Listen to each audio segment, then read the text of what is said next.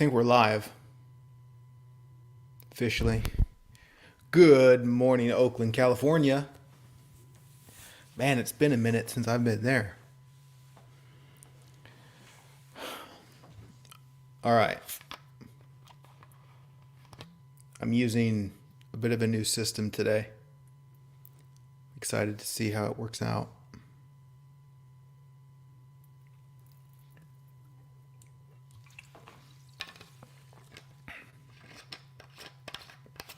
Oh. Let me put my life on do not disturb mode. One sec. Do not disturb. Okay. We ready to jump in and do it? Do the thing. Wow, I'm so unprepared.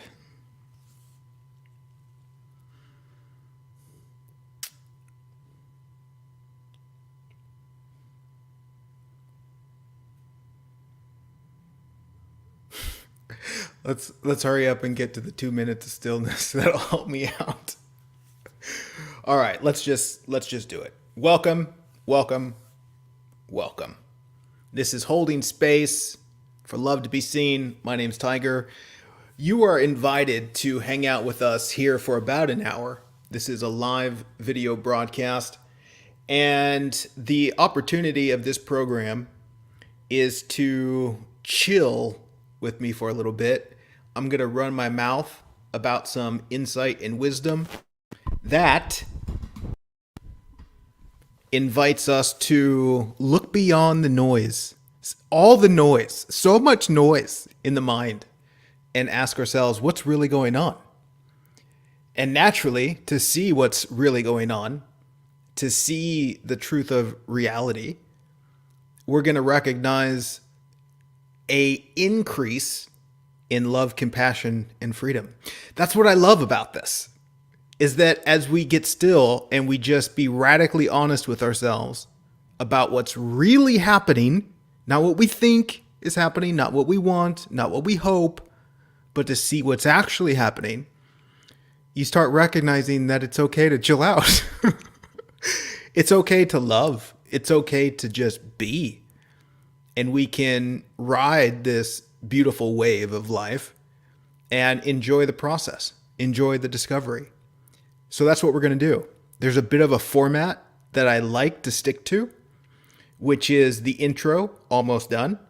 And then we're going to do 2 minutes of stillness, which is super unique. You won't find any other program on the internet where a section is to say nothing and to just be. Maybe there is. I don't know. But that's an opportunity for me to just kind of collect myself, totally be here. And especially if you're going to hang out for an hour with me, I just invite you to embrace that 2 minutes to let yourself settle in. From that stillness, I'm going to share some insight and wisdom on the topic today. The topic is no self, a powerful lesson, discovery for less suffering. After I do that, 30, 40 minutes, we're going to do Q&R for those watching live. They can type something in the comment section and I can speak to that, share my reflection, share what I see, extending to you a freedom to see whatever you see. And then we will end. I forgot about that part. We're going to end with a guided meditation. That's like 5 minutes, 6 minutes. Also, maybe you're watching the recording. If you are, you can also put your questions in the comments because then I can use that for the next time around. Anyway, let's do this 2 minutes of stillness. Are you ready? Let's go.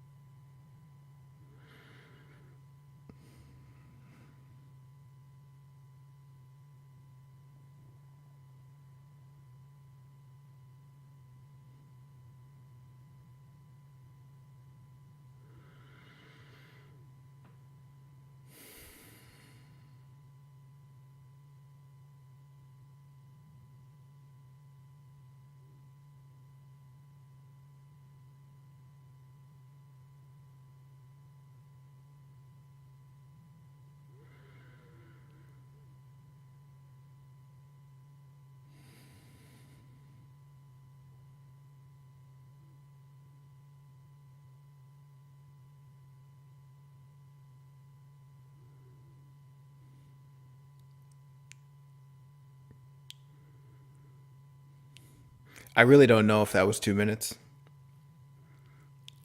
but I'm just going to assume that was adequate time to allow ourselves to settle in. I feel settled. Okay, so Sita, did you like that pre-broadcast reflection? I know you look forward to that. Before I do these shows, in most cases, I write something called a pre-broadcast reflection, which is anywhere between 500 to 1,200 words, just kind of sharing the foundation of this topic. And it's such a great introduction to this time together. So if you're a fan of reading short bits of content, I invite you to check that out. This topic today, no self, a powerful discovery for less suffering. I am thrilled to once again be attempting to articulate this, because in my experience, it's been one of the most profound things I've ever seen as it relates to what's actually real and what's actually true. And I'm going to try and put words to it, and it's so beyond the words, which is a nice little disclaimer that says, don't take this seriously, take it sincerely, but don't think that what I'm saying is or isn't true. Of course it's not. It's just silly words. But I'm attempting to invite you to see something that the mind cannot touch. And when it is seen, it is a great doorway into a new relationship with life and being human. This concept of no self is not a new concept. It's been spoken about, written about, as far as recorded history, for 7,000 years throughout all different types of spiritual traditions, and even the traditions that seem like it doesn't talk about it. I could make a pretty good argument that it is talking about it in some other way. So much to say that what I'm pointing to in this discovery is in some way the fundamental invitation in spirituality, which is to see beyond the illusion of yourself and connect with something that's more real and substantial. And also recognizing that the core of the suffering that we experience as adorable human creatures is a result of this misunderstanding about the self. So how do we want to dive into this? Firstly, what I want to make profoundly obvious is that all of our energy of seeking as human beings, right, fundamentally deep down, we're all looking for something. We're all afraid of losing something. And we are scrambling around planet Earth trying to find this thing. And I would suggest that this thing that we're trying to find is the self. I could word that in a different way, but for now, this works. What we're trying to find is an answer to the age-old question, who am I? Maybe also, what am I? And if you investigate everything that you're anxiously looking for, furthermore, if you investigate your suffering, you'll find that it all wraps around this search for identity. Looking for who I am, trying to secure who I am, trying not to lose who I think I am, but it all revolves around this idea of a self. And this ancient spiritual pointer is inviting you to see that the self you're looking for doesn't actually exist, which is why it's so damn difficult. I mean, could you imagine? You're looking for something, you think it's there, but yet it's not there. But you keep trying, you think you found it, then you find out you didn't, and it puts us in this constant back and forth game of disappointment where we are constantly approaching the conclusion that never arrives. Like I almost found myself. If only this, if only that, then I could feel whole and complete in who I am. Another big giveaway about this is the fundamental insecurity that human beings feel, which is that assumption that sees the self as not enough. God, this is so brilliant. It sees the self as not enough, which is an indication that it wants to be more, which is an indication of seeking for the self, right? It's like, I want to be more of the self that I think is whole and complete. And so, again, we run around in the world trying to complete that image of a self, and it's a disaster. So, essentially, the concept of no self, it's inviting us to recognize that the self that we think we are is a self that is separate from everything else. The concept itself, self, implies others. So, in order for there to be this something called a self, there has to be something called others. And so you see this separation. It's essentially saying that there's this, me, and then there's that, you. And it sees those things as a reality, that it's real, that there is that separation. We come into this world as these creatures, and we look around and we say, that's cool, but where am I? Which presents the quest. But who is this one that I am, that I appear to be? And then the world tries to tell you who you are. And then at some point you're like, that's gross. That doesn't feel real. I want to find out for myself. Who am I really? The challenge here is that we go looking for this self, this something that we're looking for, but we look for it where the self is not. Now, things might get a little bit tricky here with the words, but stay with me. We go looking for a separate self in what I will say is the imagination of the mind. We go looking for something that's real, what I really am, in that which is imaginary. And this is one of the primary themes of everything I point to. Discern the difference between imagination and reality. What do I mean when I say we go looking for ourselves in the imagination? Well, to begin with, you notice how when you think about yourself, you're thinking about yourself. Meaning, you're in the imagination, right? Everybody has this character of who they're thought to be. And take a moment. Look, you've got one too. You've got this little character that sits in your mind that's called a me. And there is an assumption that that me is who you are. Not recognizing that me is a collection of images that only exist in the mind. Yet it's confused as reality. Just discern that if you can, quickly, right now. Do it. You done? Okay, let's continue.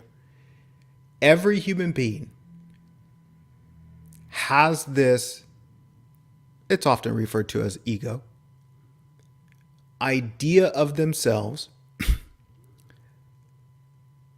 that is assumed to be what you really are. However, this brings us to the question of what's real. Man, I'm always clarifying these things on every video. It's important, man.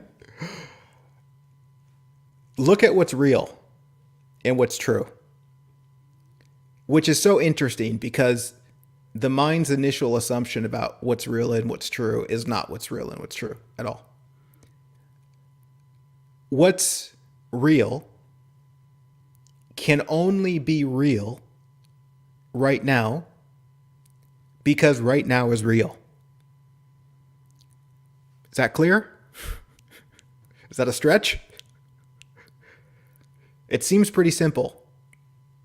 If something is real, then it's real where the real is real. Reality is now. And so if it's not here now, it's not real. You get that? Which also refers to what's true in a spiritual context. What's true is what's real. And so what's true can only be seen now, which is why you've often heard that the truth of life, in some way or another, can only be seen right now. There is no truth of life in the future because there's no future in life. There's only now. There's no truth in yesterday because yesterday is a collection of thoughts, a mirage of imagination. There's no reality to it. It's not real. It's not here. It's not now. Likewise, the character that you imagine yourself to be is a collection of these thoughts that reach into the past and reach forward into the future. You'll notice, if you just think about it, your mind will start wandering from this, that, and the other, having nothing to do with reality. Furthermore, our thinking is filtered through this character, which makes it super interesting, which also presents somewhat of a bit of an obstacle when looking to see these things, because you can look to see these things through the eyes of the character, which is not real. That sounds confusing. But just stay with me here.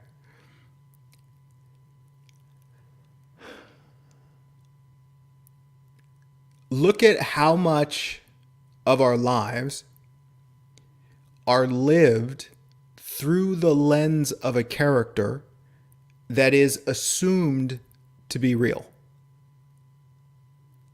And it's a lot. Just notice. When you think about other people, you're thinking about them through the lens of your character, which dramatically distorts how you see other people. Furthermore, it dramatically distorts life, right? You're looking at life, maybe wanting to see what's real and true, but you're looking through something that's not real and true. And so you're going to see things that you think are there that aren't there at all.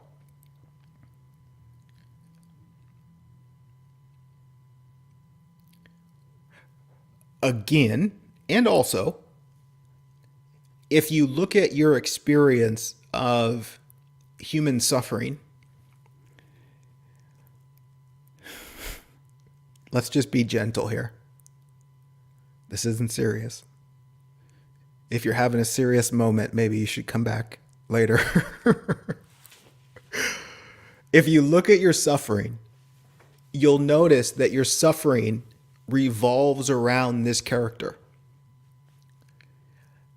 Meaning, you're not suffering over reality.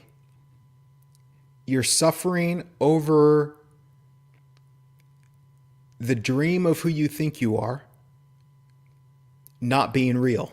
and wanting it to be real in a way of pointing.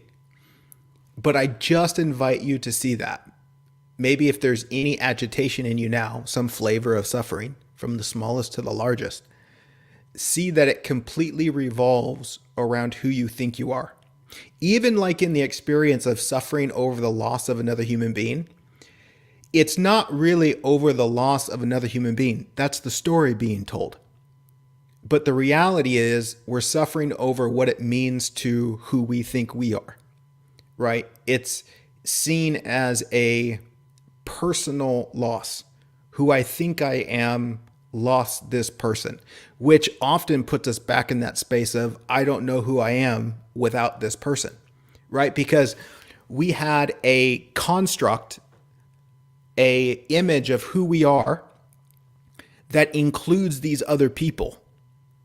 And so when these other people transform into something else, then that structure of our identity is put into jeopardy. It's like it's not solid anymore. And that's a very scary state for the ego, for the human construct of identity. It's almost like we are trying to hold on to a bunch of things in the world in order to keep our me together. But as you go through life, you start realizing that things can't be held on to. Things come and go, like everything does. And you think that that coming and going is happening to who you are because you think you're the character.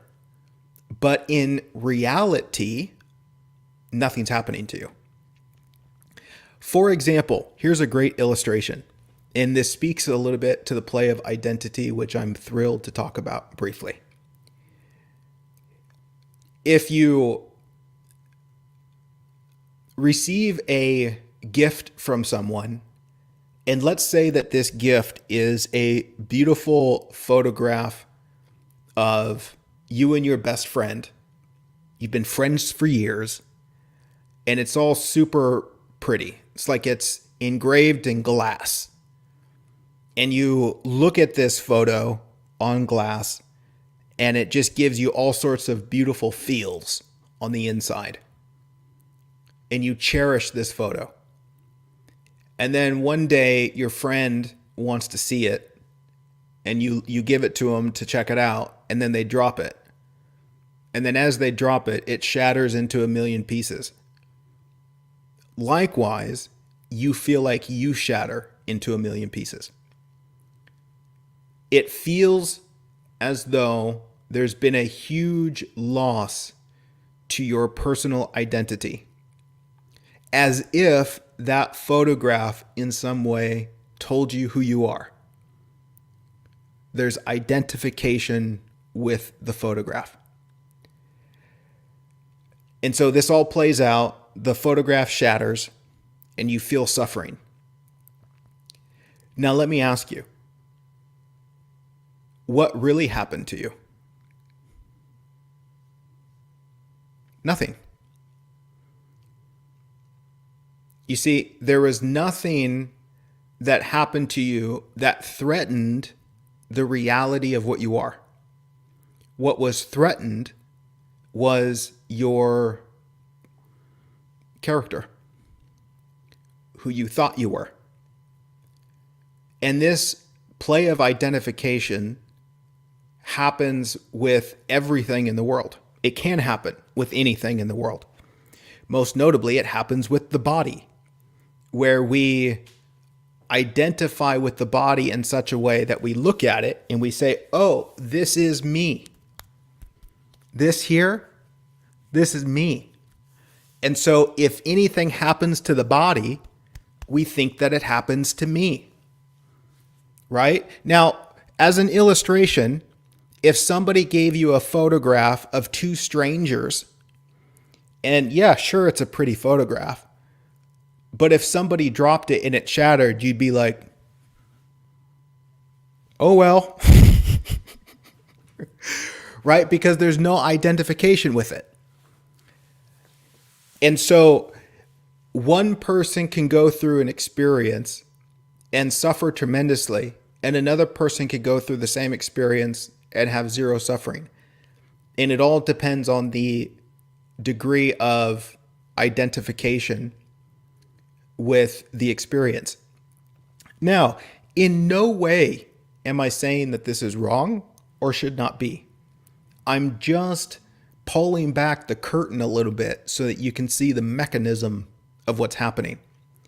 Furthermore, so that we might be open a little bit to see beyond this self that we think we are. Because in reality, there is no separate self.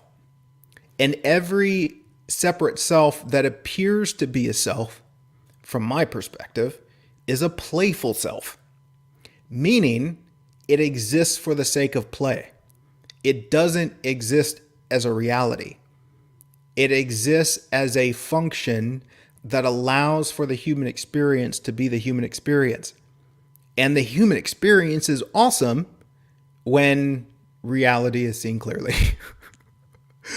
And when it's not, then it's really, really terrible. Which reminds me of the broadcast later today called Heaven and Hell. Wake up, Buttercup. I believe that's the title.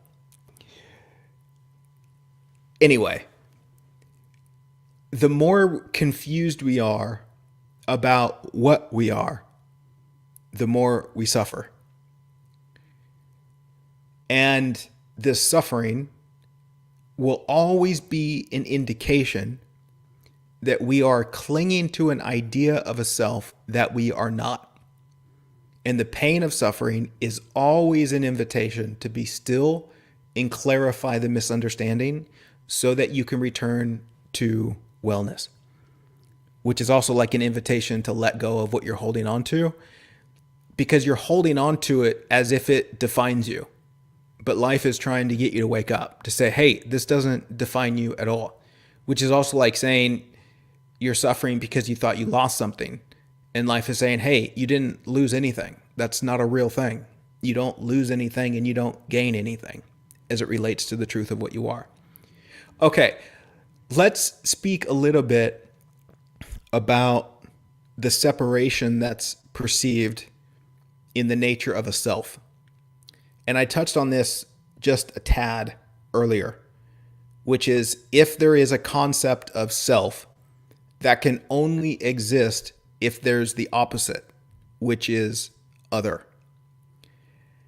Now, this display of this and that implies a separation between this and that. It's saying that this is this and that is that. Me is me and you are you, right? There's a clearly defined separation and it's believed to be real. And what I'm suggesting or reiterating from thousands of years of spiritual insight is that this perceived separation is a hallucination, meaning that the separation that you see isn't actually there in reality, meaning that me isn't really me and what I think is you isn't really you, and that in all actuality, these things are one and the same, which sounds crazy if you have no frame of reference for what I'm talking about. But let's dive deeper. If you were to look at a flower, you could look at that flower and say, that flower is a flower in and of itself, right? That thing is its own thing, and it exists separately and independently from what's around it. Nope. I'd suggest that the flower isn't even a flower. The flower is what you've turned it into with language, and you've given it a name, and you think your name is more real than the reality of what it is. What you think is a flower is simply a particular flavor or expression of the wholeness of life. Almost like a tree has leaves, right? You can look at a tree and say, oh, there's the tree, but also there's 1,000 leaves. And the leaves are not also the tree. Nope. The leaves are the tree. You can give the leaves names. That's fine. However, just because you give it names, does it also mean that it's not the tree? Not at all. The tree and the leaves are actually one thing happening. And even if the leaves fall, they're still the tree. Furthermore, the tree is not a tree that's separate from the ground. And the ground not separate from the rain. And the rain not separate from the ocean. And the ocean not separate from the stars. It's all one thing that's happening.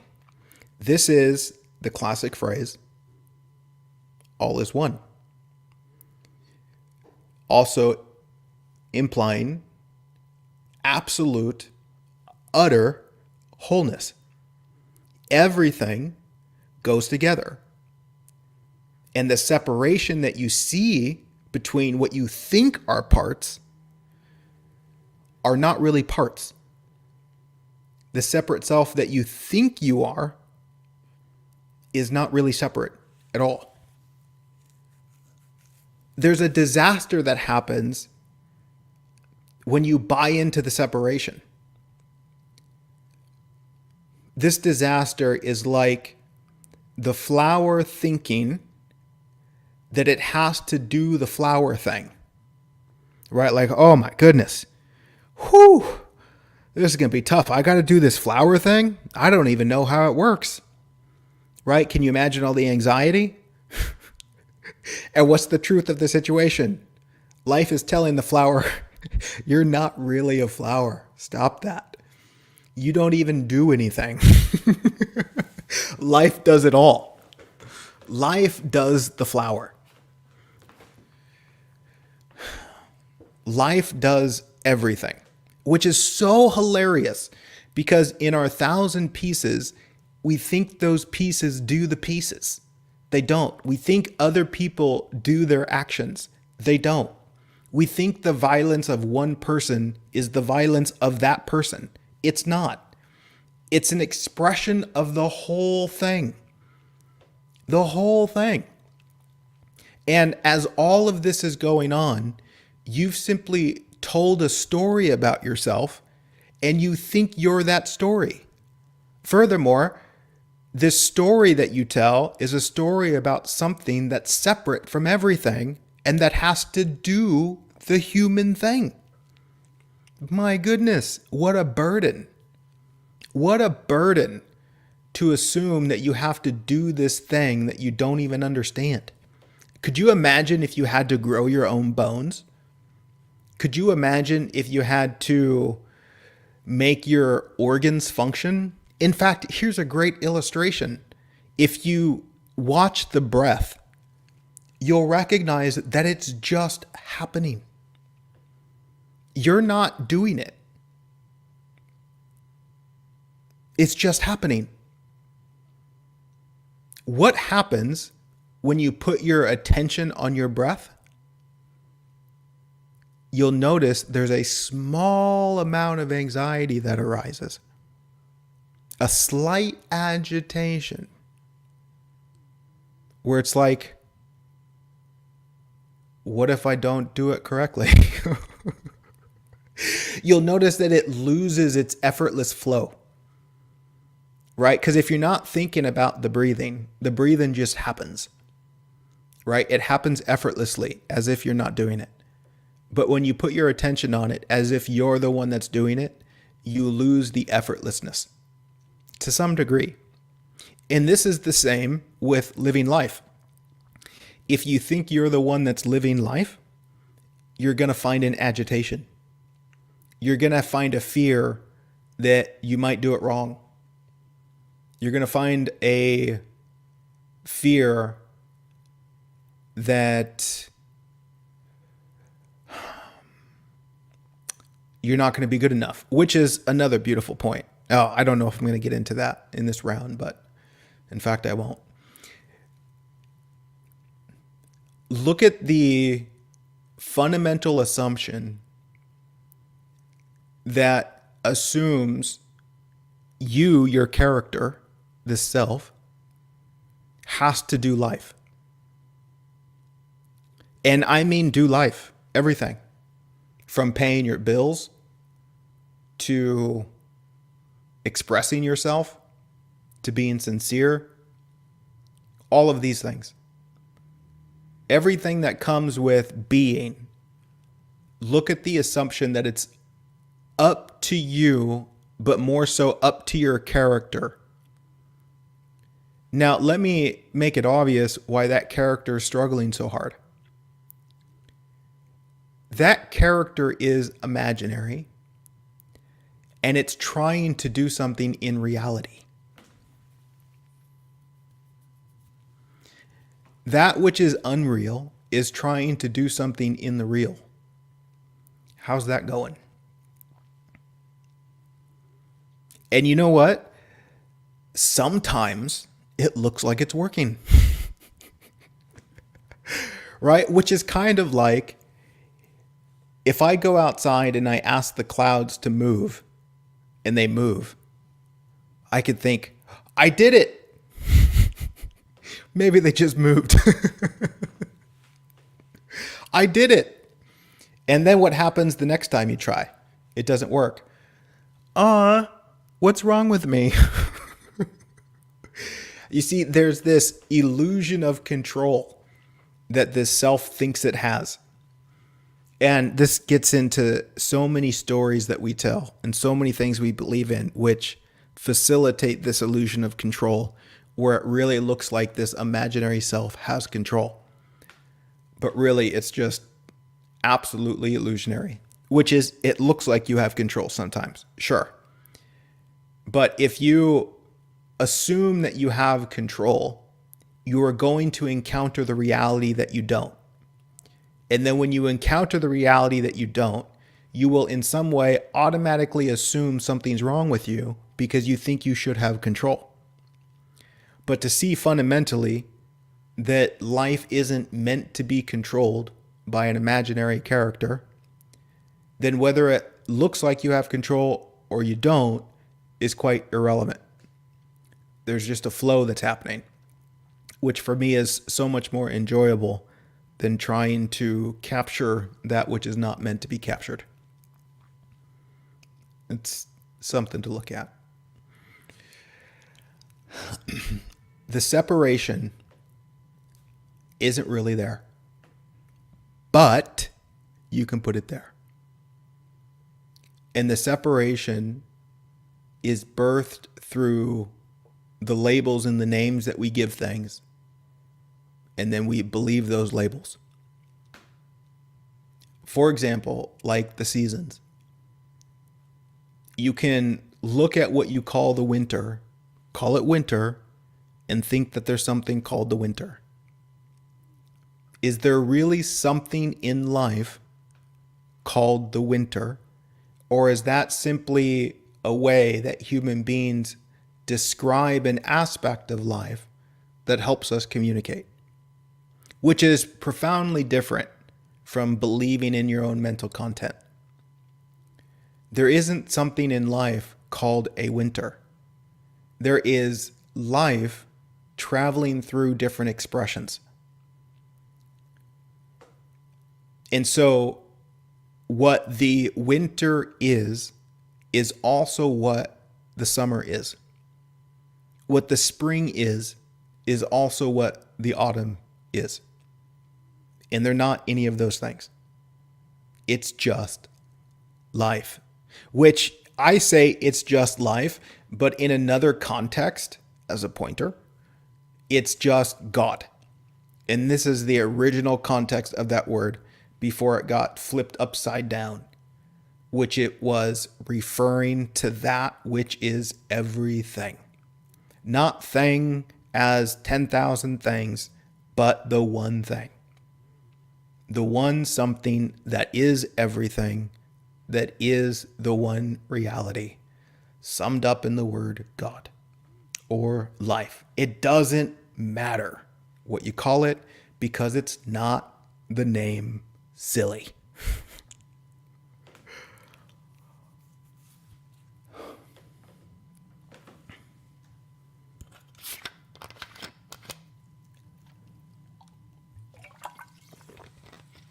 Man, we blew through a bunch of stuff there. And still, there's so much more we could dive into about this. And I'm getting ready to transition to the question and reflection part. So if you're watching live and you have questions, or want me to speak to something, now would be the time to start putting those in. But let's see if there's anything else I want to just touch on real quickly about this no self. You know, for me, this is a real holy shit moment that I remember distinctly, and it's a holy shit moment all the time. It's one of the most profound things I've ever seen. To see that who I think I am doesn't exist at all. And then to look at every flavor of emotional disturbance is wanting this imaginary self to be real. This seriousness, this frustration, this anything that is something other than absolute love and wholeness is an energy within what I am that is afraid of losing this self, is afraid of seeing the truth of life, that who I think I am doesn't exist. However, beautifully so, to see the truth of life, that I don't really exist, in the most glorious way, eliminates every ounce of suffering. It's like this. Do you want to hold on to what's not yours to hold on to? Or do you want to be free?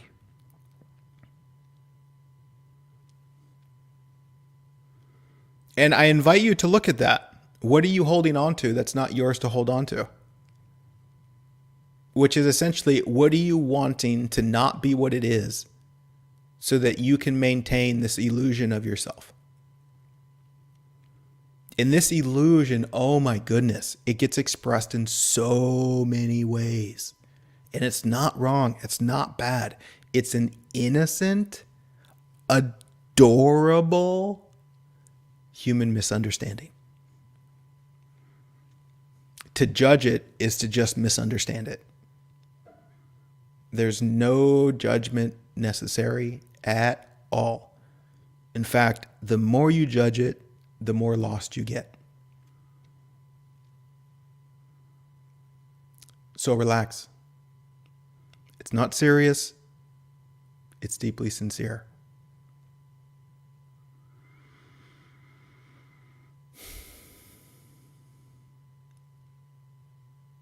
Life is so much more vibrant and alive when you're not spending your life trying to protect an imaginary character. Because all that happens in an imaginary past and an impossible future. Good luck being present when you're afraid of losing who you think you are. The fear of not finding this self, the fear of losing this self, means I cannot relax right now. It means I cannot enjoy the life that's happening. It means I must anxiously try and get away from life so that I can survive my illusions. And the only thing that happens in the process of this is a world of suffering, which has been referred to as hell. Gosh, it's so brilliant. Okay. Wonderful. I'm so thrilled to see your guys' comments about how much you enjoy this, because I enjoy it too.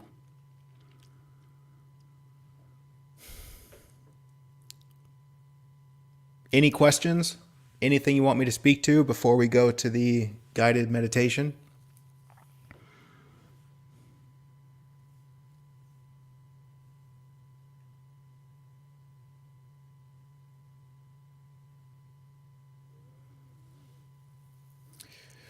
Comment comes in here. This makes sense to me from the perspective of losing my identity for a few years through a breakdown.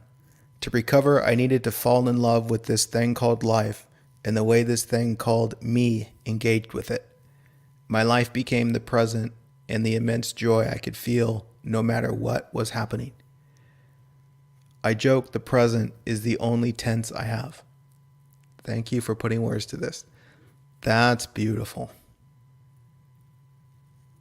Thank you.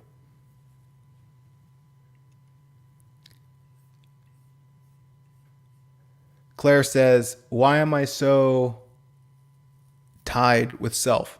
Why is it so difficult to lose the identification? Firstly, it's so incredibly understandable that it's difficult. And I say that so that we loosen our grip that often comes with a judgment that says maybe you shouldn't be struggling with this. It's just understandable. And it's where we are as human beings, traveling in a vast miracle that is beyond the mind's comprehension.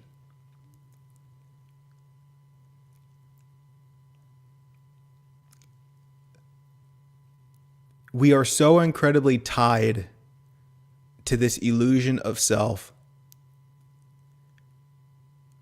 because the prospect of letting go of it is like falling into an enormous unknown that is terrifying for this self. Because in fact, this identified self that we have is put together by a collection of assumptions about things you think you know, but you don't really know. That's important to see. And it makes sense why it would be so afraid of the absolute unknown. Because imagine, to really let this self go, one surrenders everything you think you're missing. One surrenders everything you think you want in the future. Right? Those things that we anxiously want. To drop the self is to drop all that. Furthermore, it's to drop everything you're holding on to as it relates to resentment, guilt, blame, shame. Because all of those things are what keep the self together. Right? It reminds me of that line that says, do you want to be right or do you want to be happy? Most people want to be right. So much. To the point where they will hold on to their resentments. They will hold on to their guilt. They will hold on to their blame for others and for life and for themselves because it makes them feel like they're right. And in some way, it grounds their self-experience, right? Like, I know who I am because I know who's right and I know who's wrong. I know what happened to me. I know this and I know that. But when you really investigate all these things, and to say it in the most compassionate way, it's all seen as nonsense. That it's not relevant to life. And so we are invited to completely start over, right? Which is a beautiful thing from one perspective, and it's a terrible thing from another perspective if you really think you're getting somewhere. Right? Like if you've almost gotten the acceptance of the world and you really want the acceptance of the world, you're not going to just give it up. You're going to give it up when you realize the acceptance of the world means nothing at all. Right? It's like, oh man, if only I had 1,000 followers, then I could be happy. And I've only got X number to go. And then this dude comes along and says, hey, that doesn't matter at all. And your anxiety around it that thinks it's important is just making you suffer unnecessarily. So I invite you to give that up. You're going to say, dude, you're fucking nuts. Because you think it's really important. And why do you think it's important? Because it tells you who you are. Right? Because you have it in your mind that if I got this thing, then it would mean that I'm whole and complete. And if you're set on that, then I encourage you to go get it so that you can see for yourself it's not what you thought. Now, this doesn't mean that you don't continue your play. You just don't continue your play with a sense of seriousness that's afraid of not reaching an outcome. You play for the sake of play. And you can return to the authenticity of what's moving through you rather than using what's moving through you in order to complete yourself in the future. In one way, it's full of anxiety and fear. In another way, it's just the absolute joy of expression. Letting life move through you. Like what I'm doing now, life is speaking through what I am. And I just get out of the way and let life say whatever it wants to say. Right? There's not an agenda that says, okay, I have to say the right thing so that people think this. And maybe if they think this, then it'll go to this. And then I'll get to that place in the future where I can finally be free. Right? That creates an agitation that doesn't allow the expression to be the expression. It's in the way. The self is in the way. As a matter of speaking, the self is trying to be God rather than letting God be God.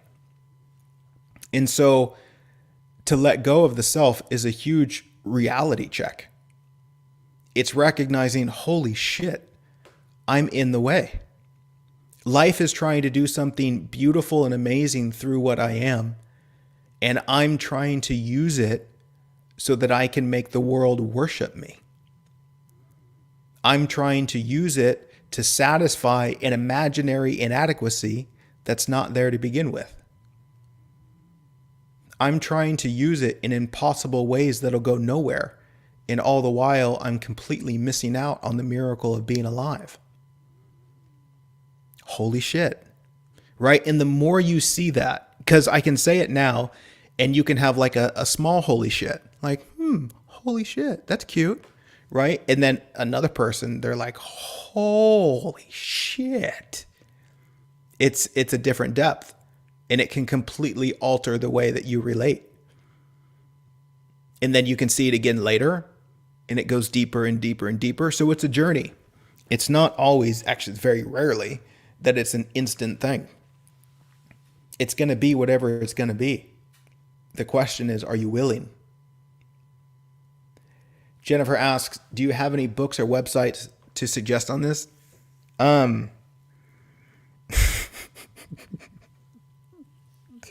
You're there now. It's happening now. This. But other than that, no, I don't. Because, actually I don't. Because it all talks about this. All of it. All insight and wisdom, in its most sincere sense, speaks about this discovery. And so, whatever you end up going toward. Go with an open heart. Go with a willingness to see what's true rather than an attempt to gain control, which is so common that people enter spirituality and they do so with an agenda. Like, oh, maybe this will help me capture my future partner that I can hide behind. Maybe this will help me gain control of the future. Maybe this will help me prove myself as right. You see this? It's like you can go into something from a perspective that's trying to survive the character because the character is seeing itself coming undone. So in one way, we can go into spirituality that says, dear God, please help me put my illusions back together. Jennifer, I have a few of those out there. And you can find them if you look. But if you can't, then get in touch with me.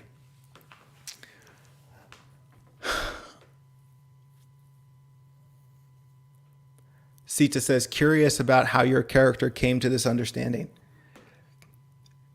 My character didn't. My character's clueless. My character's a mess, just like your character. The understanding has always been there. And if anything, the character got out of the way a little bit. And why did it get out of the way? Because it was suffering. Big time. And the choice I had was, I'm either going to die or I'm going to see a reason to not die. I say that playfully, but that's a summary in some regard. Like, life is so shitty. Being human is so dumb. What the fuck is actually going on here? Why am I struggling so much? Why is this so hard? And there is a transformation. And I've mentioned this numerous times. There's a fundamental transformation that human beings are invited to have. And that is a transformation from what do I want to what is really true. Right? There's a primary question that you have. And that question will be, what do I want? Or what is really true? Look at the profound difference in these questions. The question, what do I want, is about the future. It assumes that the prize is in the future, which says it's not here in life, in reality. And this is the primary question of the vast number of human beings. But when you suffer a bit, you have an opportunity to open this door where you start getting curious, where you start realizing my chasing what I want isn't working. Even when I appear to get it, I find out it's not really what I want. Am I going to keep playing that game? Or am I curious about what's really happening here? What's true? And when you have that transformation to what's really true, that points you towards presence. Right? To ask that question, what's really true, invites a deep listening where you start looking at your human experience. You start looking at your emotions rather than identifying your emotions that say, I don't want this emotion. Right? What do I want? I want to feel this way and I want to feel that way. Not realizing that if you would just understand the truth of what's happening, if you would just understand reality, then everything else you want is given to you. Meaning that when you see life clearly, there's nothing to fear. And where there is nothing to fear, there's only love. And so rather than I want this and I want that and I want the other thing, what you really want is the truth. That's actually what we're looking for. When we say that I want to find myself, what you're really saying is, I want to see the truth of life, the truth of what I am. It's the same thing.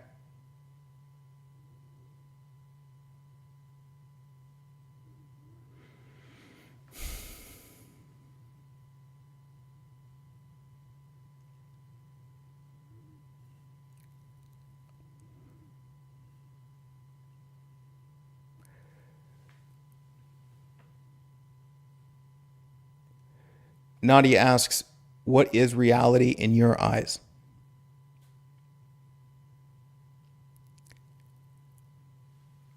Anything I say about it, it's not that.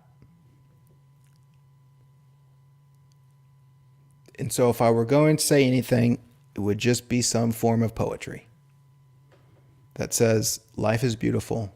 Open the eyes of your heart.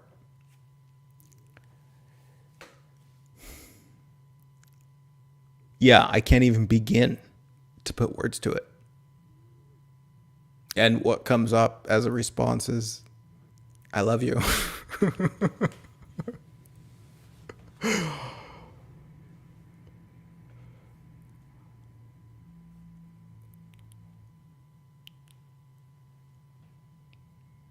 All right, you guys, let's switch gears and wrap this up with the short and sweet guided meditation.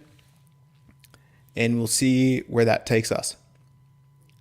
And then I have another live stream in 5 hours from now called Heaven and Hell, Wake Up, Buttercup, which is going to be a great extension to this one. Nadia, thank you for that huge donation. That's such a big help. I saw some other donations come in there too. Thank you guys for supporting this work so that we can keep playing in this way. All right, meditation time. Let's do it.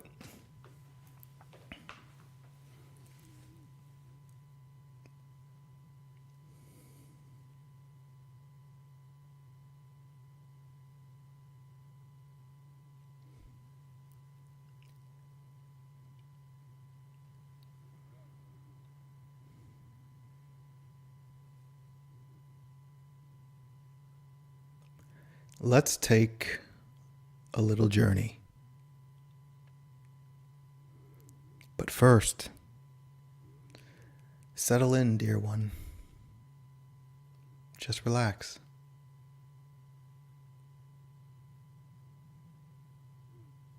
We're going to spend a few moments together. Let's follow our breath back to right now.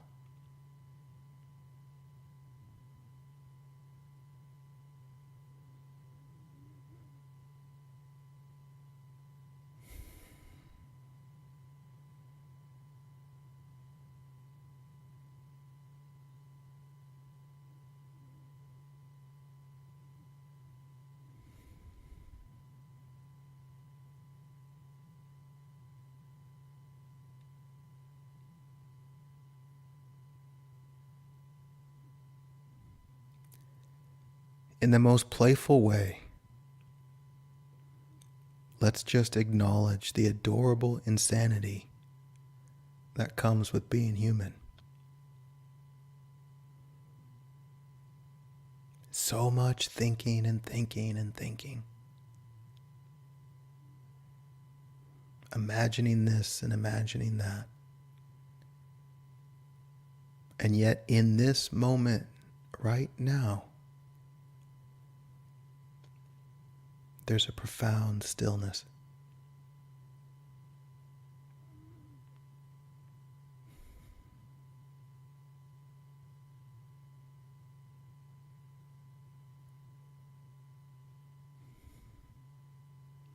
Can you see it?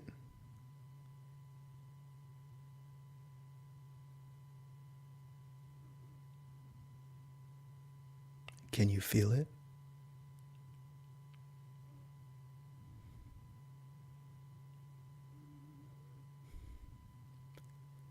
Can you be that stillness?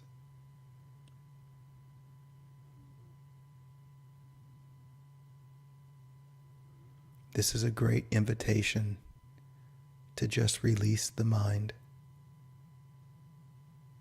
and come back to this moment, recognizing that the stillness that's here is actually the stillness of what you are.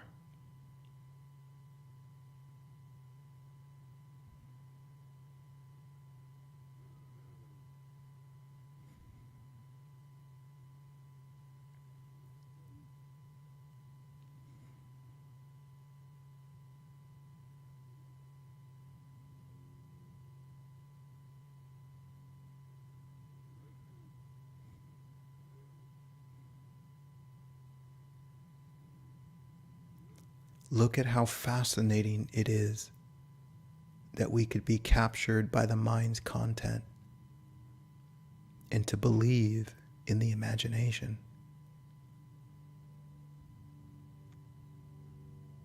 And just as quickly, we can find ourselves back to right now.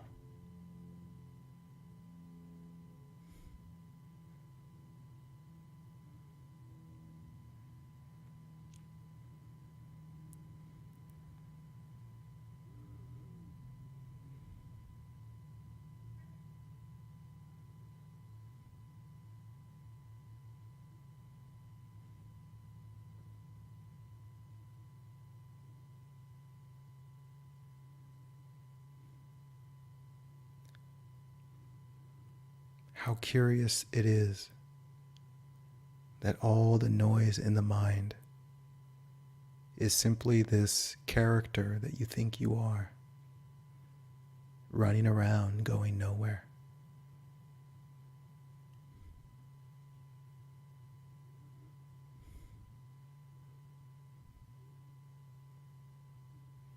Can you see that this character is not what you really are?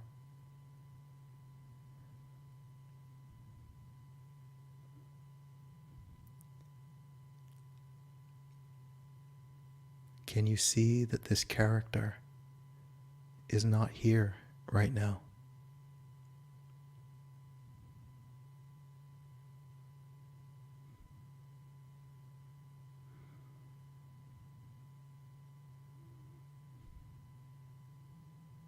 What you really are is here.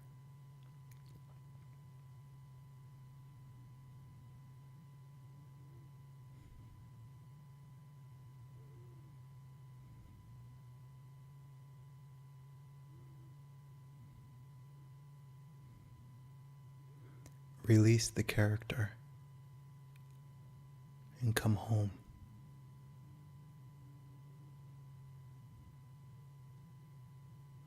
Not forever, just for right now.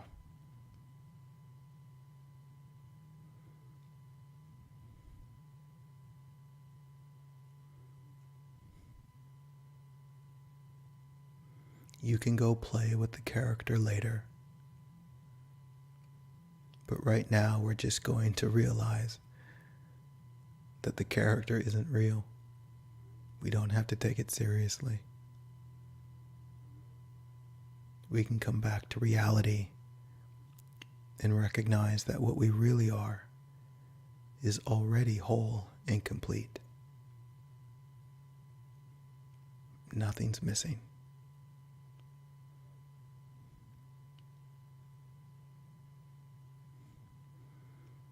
Let's end this meditation with 3 deep breaths. And on the inhale, I want you to invite a deep presence into your life. And on the exhale, we're just going to release any and all anxiety that is afraid of anything at all.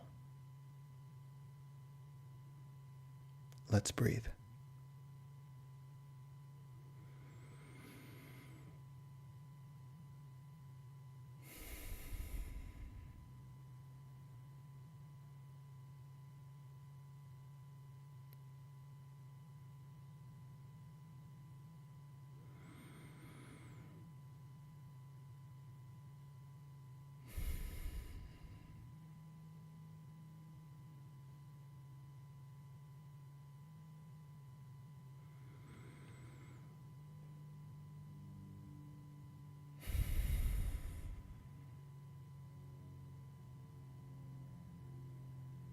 Thank you so much for meditating with me today.